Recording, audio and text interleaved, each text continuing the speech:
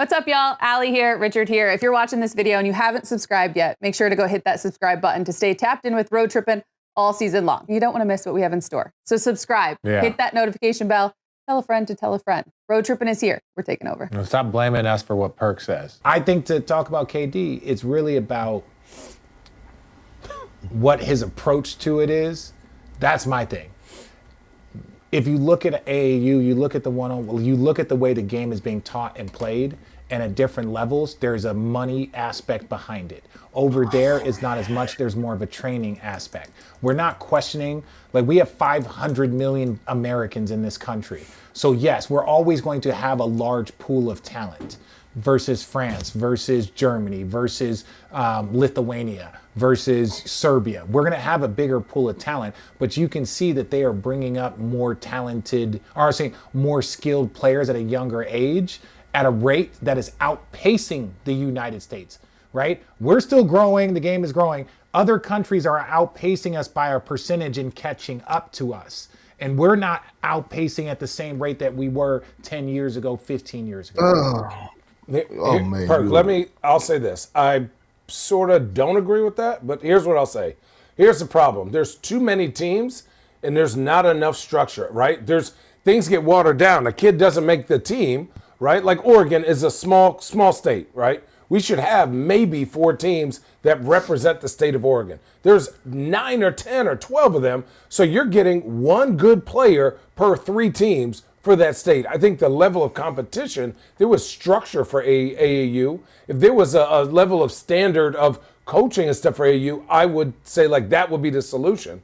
But AAU, these guys are just like, hey, I need you to play on my team this week. You're not learning anything. You're not doing anything. It doesn't help the kid. And they're like, oh, well, pay us $1,000. It's exposure.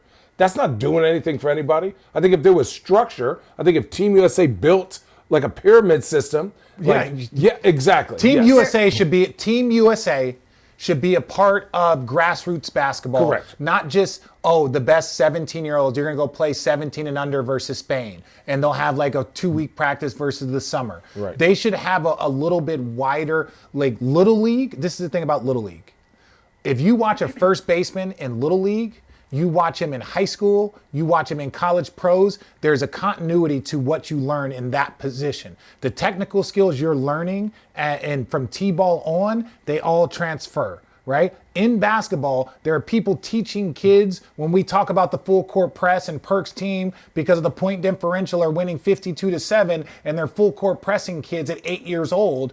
That shit's not transferable the same way it is in baseball. That skill isn't transferable. So why are teams spending hours and weeks and summers practicing that skill so they can go win 52-7, so they can go win a tournament? But that hours of practice that they just spent does not help them in high school, and it does not help them in college. I do want to add some added context, and then Perk let you weigh in on this because Perk weigh KD in on added anything. some extended context here. In his defense of AAU and the American Basketball Pipeline, saying a lot of us are products of AAU. It changed our lives. Being able to leave our neighborhood and being able to play against the best around the country from an early age. Come on. I kind of hate when they disrespect the AAU route, especially since I'm a little biased since I took that route too. So did I. So did I. I was I unknown. think that's just a That is fair- very good. There were 2 teams in Arizona. Eric Jenny knows That's this. it. There was only 2 No teams. one knew my name. Jenny knows this. I was all-state when I was like a junior. Lute Olson had to call George Raveling at Nike camp and say, hey, we have a kid from Arizona, because I was unknown. So I went from unranked going into my senior summer to a McDonald's All-American. AAU saved my life. Perk wasn't even able to go to college because he played so well in AAU. I'm not here trashing AAU, but if whoever's going to get on here and talk about, as Perk goes next, about, we're wrong about AAU, they better have some complaints about the things that they can see different versus just saying that we're wrong. Your turn. So I wouldn't. Here's the thing. I wouldn't say that you're wrong. I would say that you're uninformed, because unless I don't know when was the last time you or Shannon actually been involved with AAU. And I have an 11-year-old son. Hold on. But he hasn't started. 15-year-old son. Hold on. Go ahead.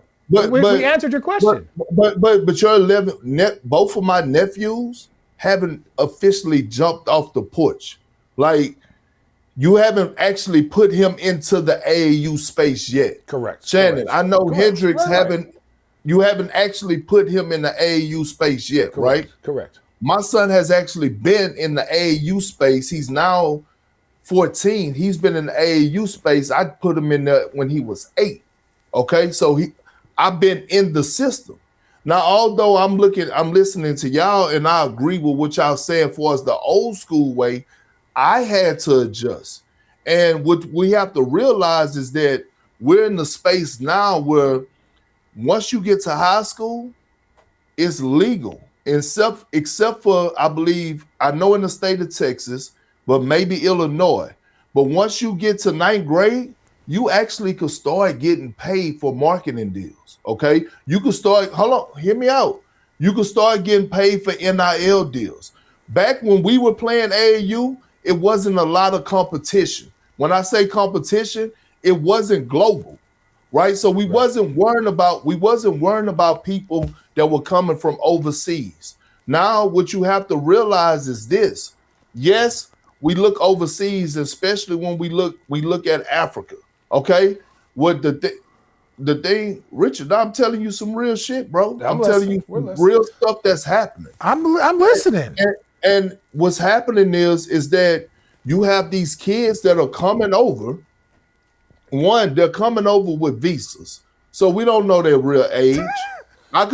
No, seriously. I could send you a player. I'm gonna send you guys a player so y'all can see it. That's considered the 8th grade. But when people pulled up old footage, he was actually playing for a 16-year-old national team or something in Africa. But he came over here, and all of a sudden he's in the 8th grade when he probably supposed to be in the 11th By the way, grade. that's happening here in America. Yeah, is that the kid with the goggles? Is that the big No. kid with the goggles? No. I'm gonna send them to you. But what I'm saying is the competition is there. So why I'm bringing that up, because we're talking about the AAU space and why they have so many AAU teams. Because now, if I'm a parent, which I am, and I'm looking at it and I'm saying, we all come from similar, like Katie just elaborated. It's only a few ways that African Americans look at it for as making it out. You don't even have to make it to a professional sport now in basketball. You don't have to make it to the NBA in order to be successful. All you have to do is get to college.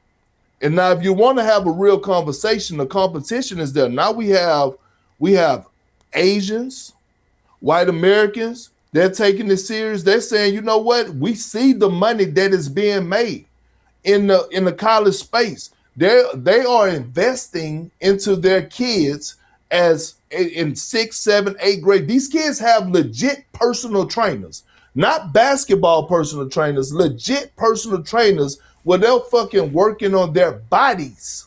Like, parents are spending $1,500 a month where kids are working on their bodies.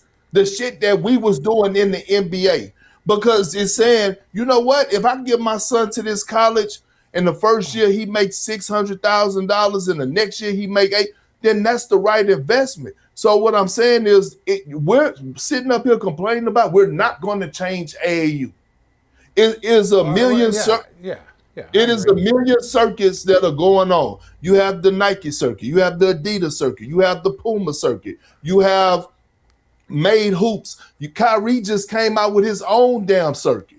Like, it's so many opportunities, and so we can't sit up here and criticize and say, well, the foreigners are doing this. One, we don't know how old the fucking foreigners are when they get here, because they fucking coming. Can I, Perk? I think everything that you said is correct. I'm not. But you're not listening. I'm prepared. I said no. Wait. I just listened to you. For a second. I'm trying How can I say I agree with you and then you say I'm not listening? Because I'm trying to prepare you. I'm trying to prepare your ass so that when you do decide to put my nephews in this space, your ass won't be getting kicked out of gyms and having fights. No, I'm not that dude. I'm not him. You are.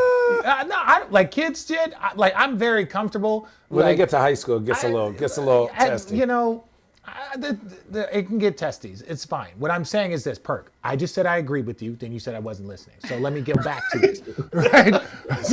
Yeah. You're like, if you were listening, you wouldn't agree with me. That's probably true. Stay with me here. What I'm saying is great. Everything that you talked about is the financial opportunities that are now presented to families starting super, super early. I agree with you 1,000%. That's where when we talked about the pendulum swing from the minimum games, there's a pendulum swing. There's a good and bad to that, right? So the bad to the pendulum swing is all of a sudden you have 5 guys that are MVP candidates that might not be eligible. At the time, the pendulum swing was great because we needed to get guys playing more games to be available for awards. This is the pendulum swing. When capitalism and money being made become a higher priority, development drops. That's the difference. That's the only thing I'm saying. You can be right, and I can say the pendulum swing cost of that is the development of the game of basketball and players. All of us have money. All of us have made it. So our view of the game is what's best for the game, not how can kids make money, not how can kids go get, and all of those things are great. I just look at it from a viewpoint, are we developing talented players? We got a lot of kids that have a bag, but don't know how to cut back door and read a defense. And I get that, but a lot of teams they're not practicing. And Richard, that's the pendulum swing to the 82 games. The 82 games, and then all of a sudden you don't want back-to-backs. The pendulum swing is teams can't practice. So now you have younger players coming in that can't practice because we have a different schedule. It's the same thing as the pendulum swing. We're in a space today. We're not old school. We're in a space today where I think a lot of people are teaching their young people how to be entrepreneurs. Why do I tell you that? It's because we're in a space where in 2035, this is facts, you could go pull it up. By the time it's 2035 in the United States, if your household is not making 150,000 plus, you will not be able to survive in the United States. Why do I bring that up? We can't fault the people who are fucking sitting up here throwing the AAU tournaments because they're making money. I know they have a tournament at Ballin' at the Beach that's on Father's Day weekend, that's in Fort Lauderdale, Florida, and they pull in over $300,000 to $400,000 on that weekend. Why would I not continue to host the tournament?